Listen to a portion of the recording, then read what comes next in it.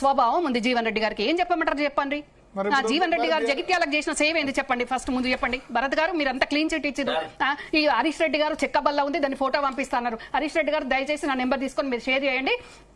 మీరందరూ కూడా ఇప్పుడు మన కళ్ళ ముందు కనపడేదే అంత మేడిపండు మేలిమై ఉన్నట్టు కనపడుతుంది. కానీ ఎవరు కానీ చెప్పండి. మీరు ఇందాక జీవన్ రెడ్డి గారు ఎవరిని ఎదగలేదు మడి జిల్లాలో అన్నారు. కోమటిరెడ్డి బ్రదర్స్, ఉత్తమ్ కుమార్ రెడ్డి గారు, జూపల్లి కృష్ణారావు గారు, తుమ్మల నాగేశ్వరరావు గారు, పొంగులేటి శ్రీనివాసరెడ్డి గారు, భట్టి గారు, దామోదర రాజనరసింహ గారు, సీతక్క గారు, కొండా మురళి గారు, కొండా సురేఖ గారు, ఈ మంత్రులు ఎవరైనా వారి నియోజకవర్గం కాకుండా మిగతా నియోజకవర్గాలలో ఎక్కడైనా ఇన్ఫ్లుయెన్స్ చేయగలుగుతారా? మీరు చెప్పండి ఒక మాట. డెఫినెట్ గా చేస్తారు. మీరు చెప్పిన అన్ని పేర్లు చేస్తారు. మీరు చెప్పిన అన్ని పేర్లు చేస్తారండి. బ్రదర్ మీరు రండి, మీరు బీఆర్ఎస్ నుంచి రండి, నేను కాంగ్రెస్ నుంచి వస్తా. ఏ జిల్లాకు వెళ్దామో ఇద్దరం కలిసి వెళ్దాం. మీరు చెప్పిన లీడర్స్ ఎక్కడ ఇన్ఫ్లుయెన్స్ చేయరని చిన్న పిల్లలు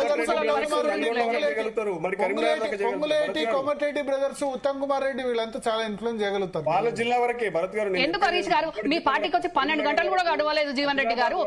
ఇప్పుడు కేసీఆర్ పోసిన జీవగంజి జీవన్ రెడ్డి గారికి దిక్కయింది. మీరేమో అట్లా మాట్లాడితే ఎంతవరకు కరెక్ట్ అండి? నేను అంటుంది ఏంటంటే మీరు అన్నదాన్ని అడుగుతున్నారు. నేనేమనలేదు, మీరు అన్నదాన్ని నేను అంటున్నాను కదా.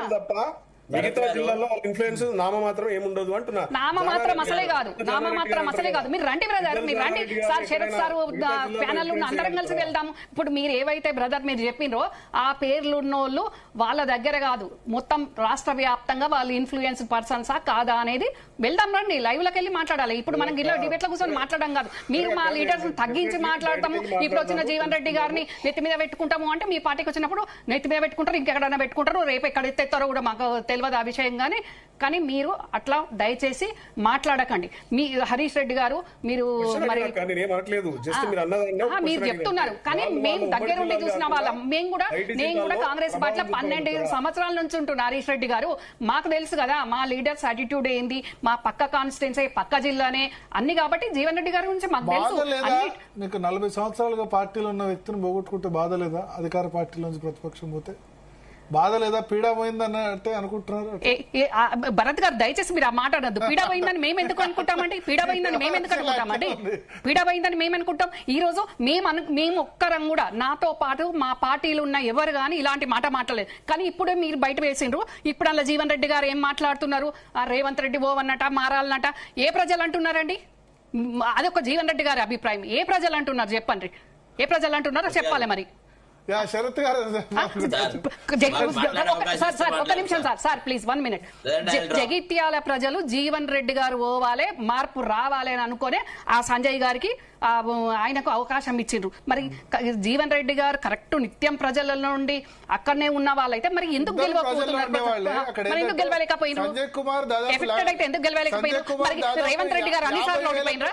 భరత్ గారు ఇప్పుడు జీవన్ రెడ్డి గారు కంటి ఆపరేషన్లు చేశారు. ఆయన కూడా నిత్యం ప్రజల్లో ఉండేవాడు. అక్కడ లోకల్లో 50. నేను అదే అంటున్నానండి. జీవన్ రెడ్డి గారు ప్రజలలో ఉన్నారు, మా పార్టీ సింబల్ మీద ఉన్నారు. మరి ఎందుకు ఓడిపోయారు? ఇప్పుడు 2023 ఎలక్షన్స్ లో ఎక్కడెక్కడ చిన్న అమ్మాయి యశస్విని రెడ్డి లాంటి అమ్మాయి కూడా గెలిచింది. మాట్లాడాలి ప్లీజ్. యశస్విని రెడ్డి లాంటి కొత్త అమ్మాయి, కొత్త ఫేస్ కూడా గెలిచింది. జీవన్ రెడ్డి గారు లాంటి సీనియర్ ఎందుకు గెలవలేదు? అట్లాంటి ఇందిరాగాంధీ గారు ఓడిపోయింది, ఎన్టీ రామారావు కూడా ఓడిపోయింది. నేను చెప్తున్నాను జీవన్ రెడ్డి గారి ఎఫిషియన్సీ గురించి మీరు అంతా చెప్పారు కదా. మరి అంటే నేను ఆ విషయంలో చెప్తున్నాను. మరి ఇంతమంది గెలిచినప్పుడు వారొక్కరు ఎందుకు గెలవలేకపోయారు? వారికి ఇవ్వని అవకాశం ఏంది? మళ్ళీ వారు చేసింది ఏంది? అక్కడ జగిత్యాల ప్రజలకు వారు చేసిన కాంట్రిబ్యూషన్ ఏంది? వారు చేసిన సేవ ఏంది? మరి ఎందుకు జగిత్యాల ప్రజలు జీవన్ రెడ్డి గారిని అన్నిసార్లు తిరస్కరించారు? మీరు చెప్పండి. శరత్ గారు